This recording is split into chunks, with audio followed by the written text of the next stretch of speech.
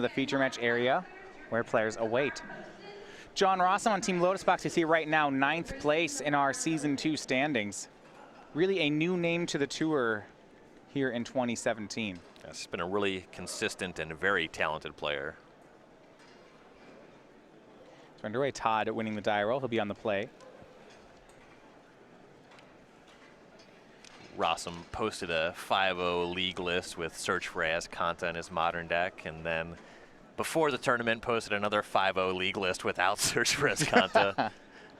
Well, at least you know. So he knows that he doesn't want it, but shows that he can 5-0 with it anyway. Right. Todd's first play is going to be Scavenging Ooze on turn 2. When we've watched this Green-White Company deck, despite being a mostly creature-based deck, it doesn't really win with a attack beat-down strategy. We usually see him win when his opponents concede to Disruption. Yeah, largely just a Ghost Quarter deck. Knight of the Reliquary to find it, Ramunet Excavator to keep playing it, Asusa to just kind of go off with these elements. Pretty big win for Rosum that the turn 2 play for Stevens was Scavenging Ooze and not Voice of Resurgence. This one's very easy to deal with, whereas Voice can be more problematic. We see, looking at Todd's hand, he's got Path to Exile, Noble Hierarch, Courser of Krufix, Tireless Tracker. It's just a lot of these value-oriented green cards. He's going to make Noble Hierarch, attempt to exalt the Scavenging Ooze. John will Lightning Helix. Does have to fetch Shock for the Lightning Helix, so he'll stay at 20. Stevens had some 3-mana options on this turn. Looks like Courser Krufix, Tireless Tracker, but goes for a more aggressive line, perhaps setting up for a Collected Company next turn, or just immediate landfall off of the Tireless Tracker. Yeah, I was going to say if he has another fetch land in hand, I really like the play of using Hierarch and the 2 mana lands to make Tireless Tracker, then dropping a fetch land, just having a whole stack of clues. Giving some respect to Logic Knot as well. If you just get your good 3-drop Logic Knot on turn 3, that's unfortunate. Well, Todd's going to get free reign to make the play he wants. Jonathan taps out for Geist of St. Traft here on turn 3. And in this matchup, you almost always need good follow-up to ever have a good attack with Geist. You're going to see Todd roll out some creatures here, and Rosum's going to need to respect them. We know about Tireless Tracker. We know about Courser of Krufix. See Todd's choice. Pretty into going for Courser here. Yeah, I was going to say, if he had another fetch land in hand, I'd like Tracker. I think he actually has no more land. And so as a result, what he's going to do is he's going to play Collected Company. That one could be both. Yeah, that could just be the best. Wants to make sure he gets this one down before some counter spell shows up. See Logic Knot. Spell Queller. Though with 2 Path to Exile on hand, Todd may not be as concerned about Spell Queller. Right. Top 6. There's a Courser, halfway there. And just Courser. So it looks like he'll end up making Courser anyway. Yeah, 4-mana Courser. And there, how about that one? The 7th card down would have been very nice. A Knight of the Reliquary on top for Todd. Yeah, pretty unfortunate. Yeah, so he only gets 1 creature off the company. He misses the land drop for the turn. It's not the big haymaker follow-up he would have liked. Yep, and Rosum's going to want to have a Path to Exile here. Start punching in with this Geist. Going to Shock off Steam Vents down to 17. He does have Cryptic Command in hand, so and pretty big tell for it. Just shocks and says go. Yeah. Todd, though, some value plays available. You see that Horizon Canopy on top of the deck. Sometimes you'll see players stop the Courser player in their draw step when it lands on top, do something about the Courser. Of course, when your answer is Path to Exile, it's a lot less meaningful. And certainly if you're leaving a Cryptic Command, that's not going to be very important. So bonus card off the top for Todd is the Horizon Canopy. See a fetch land waiting. Knight of the Reliquary is going to be added. Now, looking at Jonathan's list, when he has this aggressive Bender Jeskai control, does he have things, what are his sweepers, or does he have sweepers? Sweepers don't really play with Spell Queller. Just got to keep pointing a bunch of burn spells out there. A couple Electrolyze, that's like a sweeper. All right, you mean some matchups. I don't think it's one here. Electrolyze Lightning Bolt cleans up this board. It'd be nice if he had that combination. So Todd went for a Knight of the Reliquary, but Jonathan hit it with the represented Cryptic Command. And to be fair, against a lot of the battlefields that Todd's able to present. Sweepers are all right. You know, Voice of Resurgence is really good against that kind of stuff. I suppose a lot of his creatures do get swept up, Night-Elf Reliquary, Courser, Crewfix, but his deck is configured where he usually has a really good follow-up. He doesn't have to commit a ton of 3-mana creatures. And I really like the card advantage pressure Todd's making here. You see, he plays a second Courser.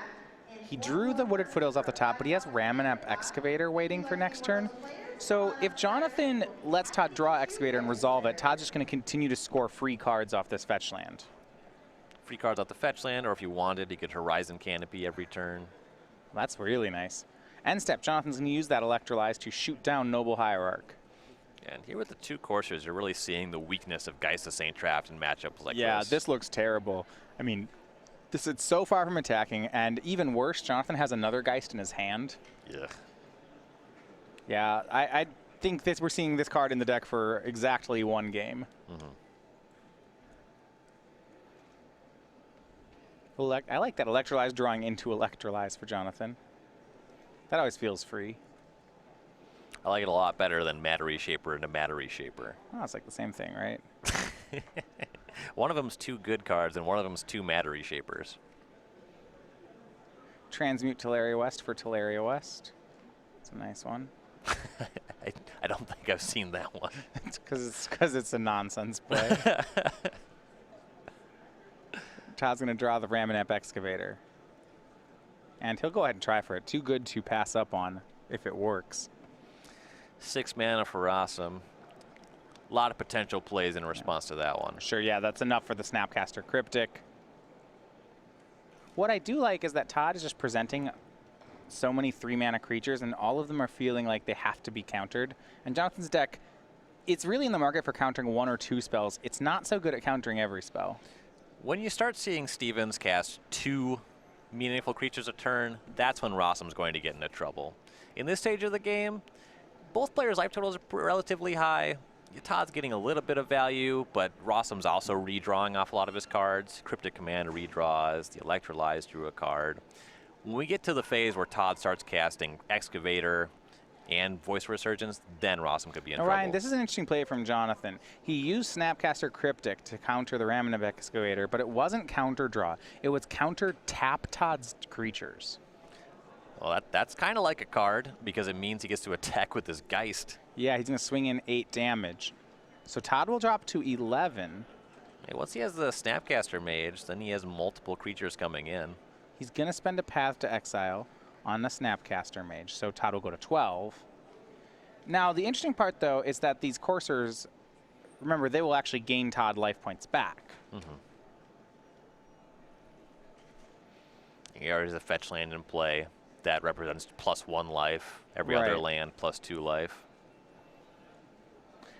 Eternal Witness on top. I think just with so many of these value 3s, Jonathan's seeing that he's going to lose control of the board soon here. And once you start running low or out of counters, you know, Eternal Witness is just so good against these blue decks. Yeah. Birds of Paradise on top. Todd misses on the extra land. So he'll crack a fetch land, try to get another chance at that free land. Goes up to 13, pays 1 for the fetch land, but gains 2 off the Coursers. The top card's a land. He still has not made a land drop yet this turn. Yeah, you'd hate to see that Birds of Paradise show up again. I think it was a fetch land here actually gains Todd 3. Yep. 2 on the way down, -1, +2. See if he can find one. Top card is a Voice of Resurgence. That one's fine. I mean, it's a good card in this matchup, and it doesn't scale terribly. It's just kind of good throughout the entire game. Todd, though, he'll draw Voice using Horizon Canopy. Top card's another Voice. Still no land, but that 2-drop plays here. And he'll cast. So, Voice of Resurgence, and that finally is a target for this Spell Snare that Jonathan's been holding on to. And Todd's just going to say go. Leaves back a pair of 2/4 blockers for that Geist of St. Traft. With this Geist with the Angel token, that threatens 4 damage, and then if he loses this in combat, he gets to play his second Geist. Steven's at 13, even with the ability to gain some life a turn. He does need to hit off of these Coursers and make more land drops, and Rossum's deck is flush with burn spells. You see Electrolyze from Jonathan. I believe this is end step to shoot Todd. Then he will path a Courser. Todd went down to 11. He'll go up to 12 here on the path to exile. I think Rosum has another Snapcaster Mage, so he can get rid of this other Courser. Yeah, he's really just trying to clear the way for guys to St. Traft. Yeah. Makes it so he can punch through for the full 6, but also means it so Todd is no longer gaining life off of his land drops. Yeah, picks up Lightning Bolt as well. So Jonathan's hand looks like a Snapcaster Mage, a Lightning Bolt, and another Geist to St. Traft. But the first two may just be enough by themselves. Mm-hmm. That second Geist could come into play. Theoretically, if Stevens has something like Path to Exile for the Angel token and is able to get the Geist in combat next turn. Yeah, you're mentioning the second Geist means that Jonathan can throw away the first one in combat without losing meaningful damage. Mm-hmm. Swing here from Rosum makes the Angel token. He did not path away the Courser before making this play. Yeah, it is kind of nice. He knows that the draw step is Ghost Quarter for Stevens, and that's fine.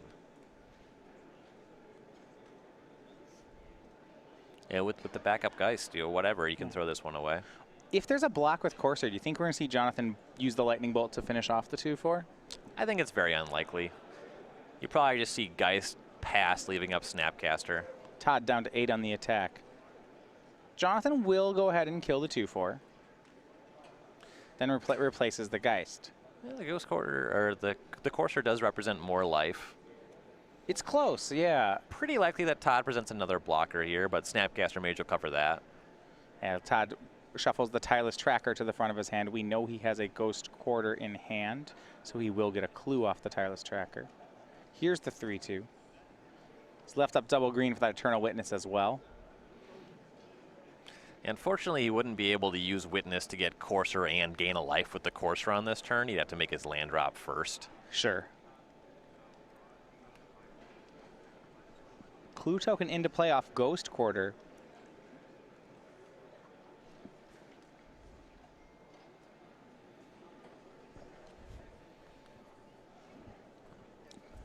Todd wants to get really fancy. He can use that Ghost Quarter on his own lands to get additional clues. Snapcaster Lightning Helix on the tracker.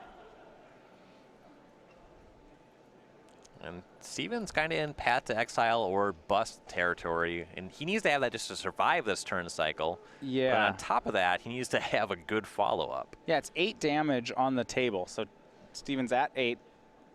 He's going to lose the Tireless Tracker here. I guess he has the Eternal Witness as a blocker, and Jonathan Rosum's out of cards.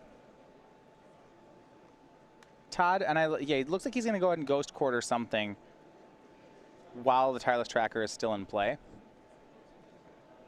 Just to get that extra clue. That can make sense. He'd be Ghost Quartering himself.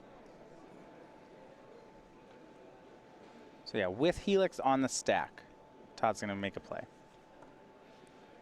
Yeah, well, he's got to do something. He's facing down a lethal attackers here. Ghost Quarter away his own planes. They get him. There's a wash on untapped mana for this turn. Actually, just says, okay, no.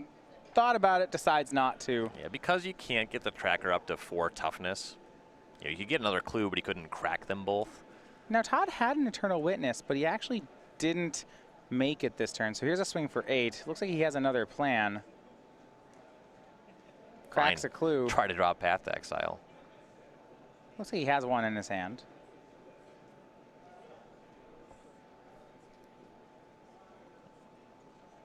And he'll pathway the Angel token. Is there a reason he'd make this play over just making Eternal Witness? The Path ensures he can survive. Like a removal spell breaks open the Eternal Witness block. Okay. Todd drops to 4. Jonathan, though, big threat here in Celestial Colonnade. Mm-hmm. That'll make it so there's 2 4-power flyers next turn. Yeah. Stevens is at 4. I don't think his deck is capable of doing enough from this position. Well, let's hold on for a sec. He can Eternal Witness back the Path to Exile. Witness can block Geist. Ghost Quarter can kill Colonnade. Path can take care of Angel. Todd goes to 2. It's not great, but he's alive. Okay. He's going to try to get more, though. Here's Collected Company. This is really risky. Yeah, it gets a couple Knights of the Reliquary, but now the 4/4 Angel token looks like it will kill him, and Todd will go to game number 2. An interesting line there. He doesn't have any other Eternal Witnesses, but he does have Aven Mind Sensor in the main, so there are flying blockers he could have hit there. And I guess if the problem with the other line is it's really just stems the bleeding only a bit. Yeah. If a good company might actually make him win, whereas witnessing back the path just makes him not lose. Yeah, that play, he survives, but he ends up at 2, and Rosum has a ton of live draws to just kill you from there. Yeah, Rosum's a Jeskai deck. So game 1 goes over to Jonathan Rosum's Jeskai Control. That game for me looked pretty close, actually. Todd, a stack of 3 drops, but all of them felt very relevant. I'll go ahead and go over here and look at the sideboards then for each player. Starting on Jonathan Rosum's side, he has 2 Dispel, 2 Relic of Progenitus, 2 Disdainful Stroke, 2 Pia and Kiran Nalar, an Engineered Explosives, a Celestial Purge, a Negate, a Wear and Tear, a Vendilion Click, an Izzet Staticaster, and a Supreme Verdict. This is only somewhat effective against green-white. Yeah, there's a lot of stuff that's fine here. You know, Dispel covers Collected Company. That's the best spell in Steven's deck, but it's going to be bad in a lot of other spots. You probably want at most one of those, but the first one can be quite good. Reasonable spot for Pia and Kiran Nalar, both because it makes flyers and because you can hit a number of Todd's creatures when you throw the artifacts. Engineered Explosives and Supreme Verdict are both fine, but slow, and also Todd can add things like Voice Resurgence or just Collected Company after the fact to really punish you for going for a sweeper type effect. I do like Vendilion Click just because it's a flyer. That can matter a lot in this matchup. Yeah, we did see Jonathan have to convert into being the aggro deck. Interestingly, despite the fact that he has a Jeskai Control, you got the feeling that if the game went to turn 12, that Todd would actually be the one ahead. And Todd just has a lot of cards that make up card advantage. Yeah, looking at his sideboard, he has 2 Surgical Extraction, 2 Engineered Explosives, 2 Eidolon of Rhetoric, 2 Stony Silence, and then a bunch of one-ofs. Linvala, Reclamation Sage, Kataki, Eldritch Evolution, Gideon's Intervention, Elspeth, Sun's Champion, and Sigarda, Host of Herons. There's a lot of stuff that's okay here. I don't know how Todd feels about Eidolon against just decks that play Snapcaster Mage. It's not great. Yeah. I don't love it, but you might see it. Sigarda, Host of Herons is fine. It's a giant flyer. If you're able to stick it, it's quite good. Yeah, I think Supreme Verdict is the only answer in Jonathan's deck to it. Elspeth's Champion costs a lot of mana, but if you're expecting your opponent to kill all your creatures, Planeswalkers are generally just quite good. That's kind of what we're looking at here. You could play Surgical against Snapcaster Mage. Some players go for this. I'm against it. I'm just saying. Yeah, I see it a lot. I do see that one a lot. I generally want to see something higher impact to Surgical. I want to see a deck focused around one card or something that can really, or to be a very graveyard-centric strategy. Hey, you're preaching to the choir. You don't want to just Surgical their lightning bolts. Then they can't. Then your birds are safe. I've had some weird ones Surgicaled. All right. Fair enough.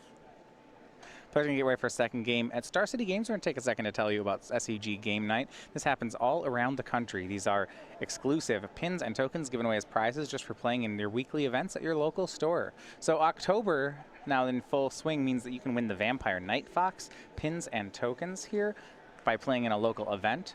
Next month, we'll be giving away the Tarmogoat. We actually had our first Tarmogoat sighting last round. I believe Relic of Progenitus making that Lurgoyf into nothing more than a 0-1 goat. We'll be giving that away. And for stores that register now, we can get you signed up in time for December's promotion, which is the Akroken Crusader. This Theros soldier, who's also a toad. You can get that guy coming up in December. So you can find a game night near you or get your store signed up for game night at starcitygames.com/game night. We haven't seen that one on camera yet this weekend. The Akroken Crusader? I think that's on your bingo card. Yeah, probably. Player triggers heroic. No, it'd probably be that would be too general. It would probably be player makes 1/1 red player token. makes 3 1/1 haste tokens with a Akroken Crusader. Yeah. If you weren't playing along yesterday, we have our Star City Games bingo for the commentators. If you want to play it on hard mode, you can download the Team Matthias bingo card. See lots of really cool things that could, in theory, happen in a modern tournament, but don't. Game number 2 underway. Todd Stevens starts off on tapped Temple Garden. Like Laboratory Maniac winning the game. So I lose the game. That's as close as you can come. It's the alternate win con of Ad Nauseum. Once again, Stevens opening on Scavenging Ooze. Rosum just doesn't care too much about this card.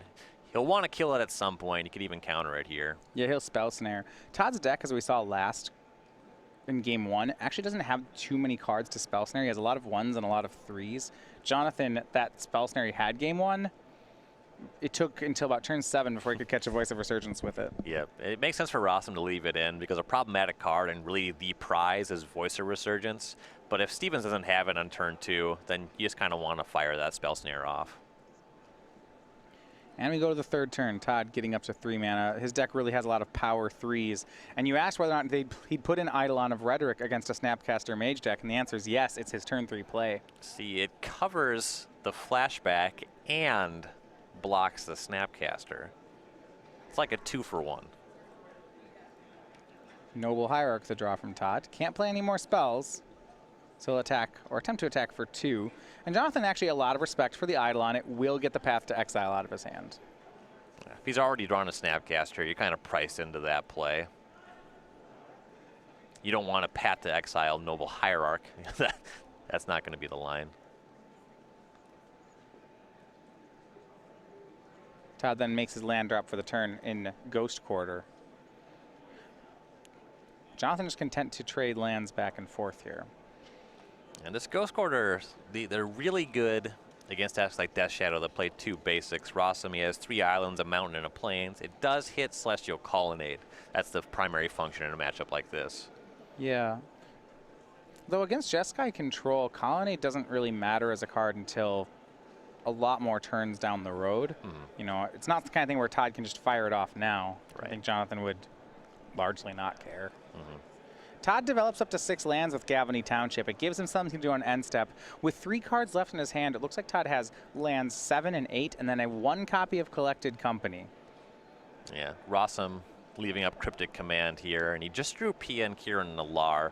If he's going to wait to cast that one, it's going to be a while before he has a window where he can cast that and Cryptic Command on the same turn.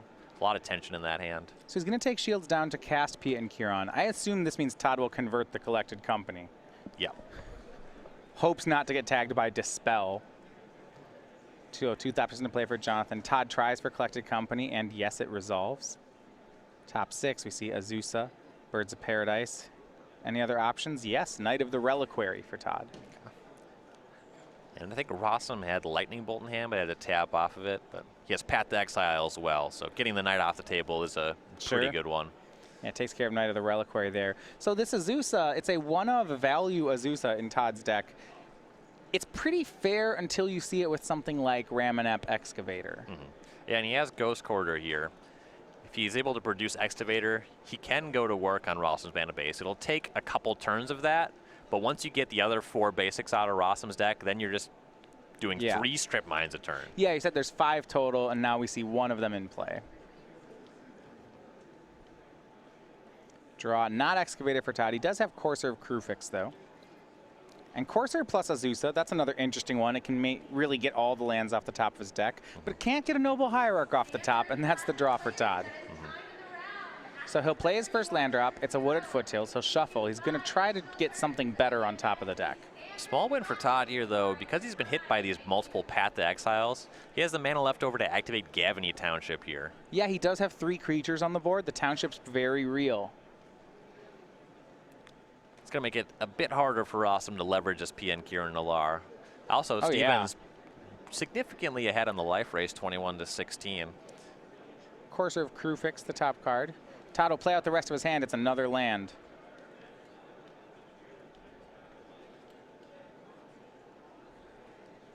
And we're going to see if Todd wants to attack. He has an Exalted trigger, and he has that Township activation. Yeah, he's not going to block. He won't be given the option to block with Azusa. So the question is, what are you trading in terms of material? He makes it up to a 3-4, so he can eat most of the PN Kieran Nalar, which I think is still a win for him. He could wait a turn where he's not even losing the Azusa. Right, yeah, I think that's the calculation here, as to whether or not he wants to try to just have every creature survive, or whether he just wants to make a value attack right now. And it looks like he says no attacks. He's going to go ahead and hold out. Go back over to Rosum. He's got Lightning Bolt, Cryptic Command, Logic Knot, and a land in hand. We're still in a spot where he could Lightning Bolt Azusa if you determine that to be a problem. With backup Courser coming off the top, not a lot of incentive to kill the Courser there. Looks like Bolt will take care of Azusa. It's his last opportunity to do so. Cryptic Command at the ready. Jonathan will play land 6. Looks like some amount of Thopters will swing, though, and Jonathan's spot, he still has to be worried about that township. He doesn't have an answer to it just yet. Inevitably, he does have that Cryptic Command. He can find himself in a position where he's able to chain Cryptic Commands and swing a damage race, though he's got a lot of work to do in the damage department. The Thopter attack puts Stevens to his starting point of 20. Right. Yeah, and with a Courser of Krufix in play and perhaps even another one, Todd's going to try for the Courser. See if that's enough to get Jonathan's Cryptic Command. If he's trying to do any sort of damage racing, I think he has to counter here. Just 2 Coursers is so many life points. They work really well with Township. Also cast the Cryptic Command, start drawing some cards, get access to something like Snapcaster Mage or just more clean answers to the battlefield here. This Cryptic Command doesn't solve any problems as far as permanence. Now, interestingly, Ryan, he went counter bounce. So Todd has to pick up the Course of Krufix, recast, play a land, and then attack. But means no Gavany Township activation for Todd, and the Courser lost the counter it had on it. Okay, that swings the tempo some. You might see Rosum throw both Thopters at this Courser now. Okay, so he's going to use it as a kill spell. I was going to ask, I think the reasons for this could either be he's going to use the Thopters as removal, or the other line is that he's going to try to activate Colonnade and just straight race from here. Yeah, both of these things are possible. We'll see exactly what Rosum does. Yeah. Serum Vision's Logic Knot are the cards in his hand.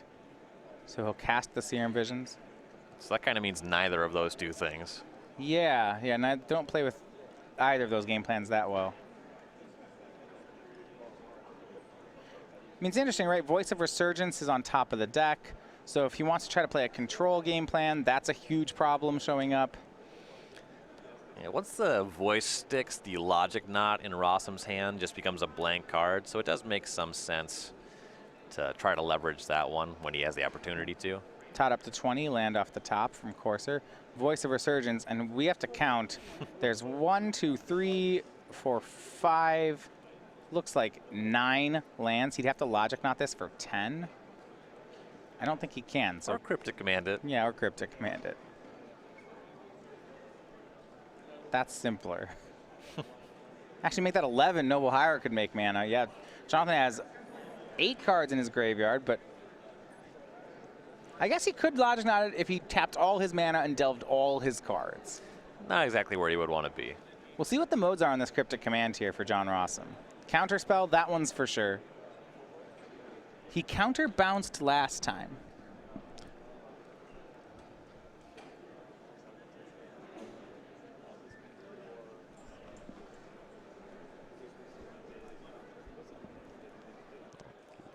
Looks like he tapped Stevens' creatures. Go ahead, he went counter tap. All right. That allows him to punch through with the PN Kieran Nalar itself, which is fine. I don't know if that's worth more than a card. I mean, he's saying that I would rather have Shock than a card off the top of my deck. I guess he gained some life as well. Yeah, and then Todd used Ghost Quarter to take care of Colonnade.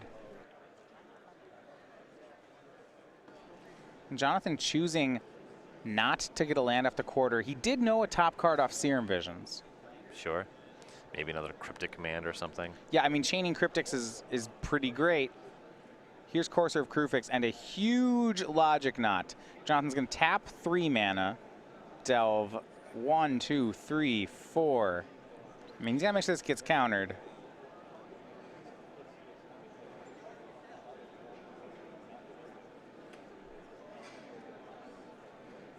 Five, 6 more, so it's a total of X equals 9. Yeah, when you say huge Logic Knot, you mean in terms of variable amount.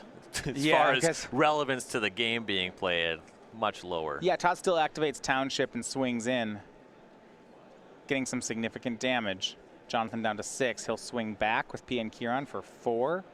He's got a Colonnade ready here. Yeah, presumably leaving up Cryptic Command.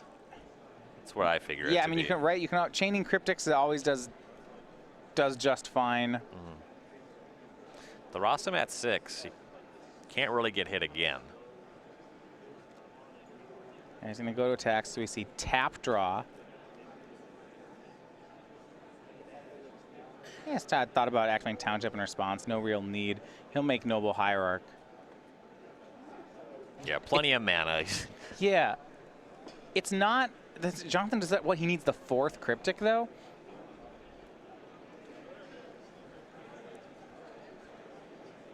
He's still a ways away from chaining Cryptics to win this. Todd is at 12. Next card down is a Path to Exile. Jonathan's just about out of Cryptic commands.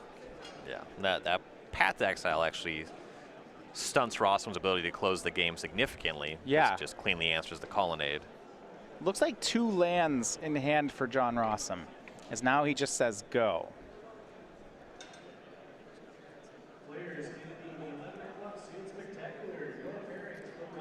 And this Scavany Township, with all those extra lands from Todd, they have really has added up. See, Todd swings in here. It's going to be his 5th Township activation.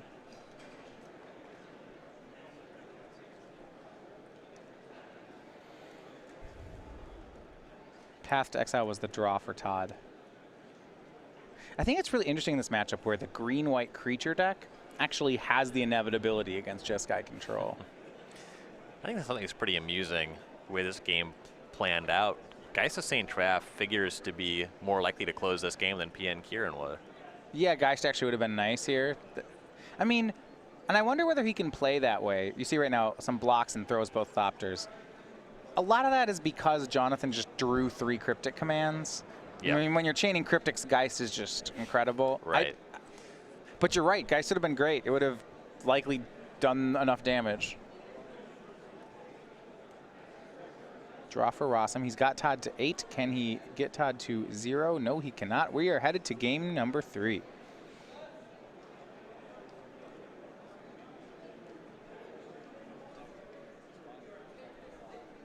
In that situation, we saw really just the power of Courser of Krufix plus Scavany Township. Yeah. Steven's also largely leveraging the mana advantage off of getting hit by 2 Path to Exiles that got him online with the Township in addition to casting spells way ahead of schedule. Yeah, he had those 2 extra lands, and then he used Azusa to play 3 lands on a turn. Oftentimes that would be a bad situation, though with Scavany Township, it turned out to be a real asset for Todd. He was able to continue to cast spells while activating Scavany Township. Yeah. Very powerful land is Scavany Township. So Todd Stevens, if you missed it, we had him on camera yesterday. You can, of course, find all previous coverage here on the SCG Tour on our YouTube page. We have full recaps of the weekend's action, as well as a lot of other things from our website. We have our Split Second, our Versus and Commander Versus series, and Magic Online playtesting from some of the best players here in Roanoke. You can find all that on our YouTube page, and it's free to subscribe at youtube.com/StarCityGames. Now for Todd Stevens on Green White Company, really made a breakout about a year ago on the SCG Tour, originally from Denton, Texas. Made it his goal, I think actually about 2 years ago, was to make it to the Players' Championship. That goal was achieved. He made it to the Players' Championship last December in 2016. Really broke on the scene as a modern deck designer. By that, meaning designing decks in Modern. Had a hand in Bant Company, Eldrazi-tron, and Green White Company. Game 3, Jonathan will be on the play as the players quickly shuffle up for this. About 16 minutes remaining in the round. First time we're going to see Voice of Resurgence. See if it can dodge Spell Snare, and it can. Yikes. Ghost Quarter for Todd. Todd actually wanted to play the land before the Voice in case of Logic Knot. Didn't get punished for it, but that would have been really unfortunate. Oh, because of the fetch land, he could actually Logic Knot for 1? Right. Engineered Explosives in Jonathan's hand, that can, well, do some work on cleaning up Voice. There's really no way for Jonathan to get out of this without giving Todd a bonus card. Right. He will main phase Path to Exile it. That's one of the cleaner answers, though it gives Todd an extra land to use on turn 3. Yep. Todd's deck flushed with 3 mana creatures. Yeah. 4 copies of Collected Company. This extra mana helps him a lot. As you can see, he's signing up to play Noble Hierarch. He's very into mana advantage. Yeah, from a deck design standpoint, I really like this in Todd's deck. When you look at a card like Collected Company that can find 2 creatures, a lot of times I'll like value my collected companies and how much mana worth of stuff did I get. When my collected company hits 2 Noble Hierarchs, I feel like I paid 4 mana for 2 mana worth of cards, but there's so many good 3s in Todd's deck that he oftentimes companies into 6 mana worth of things, and that's just an incredible card. See here, Courser of Krufix, another Noble Hierarch, and then that Gavany Township for Todd. He's ramping. This is how he won game 2. Just fast mana advantage, and then Courser of Krufix plus Township.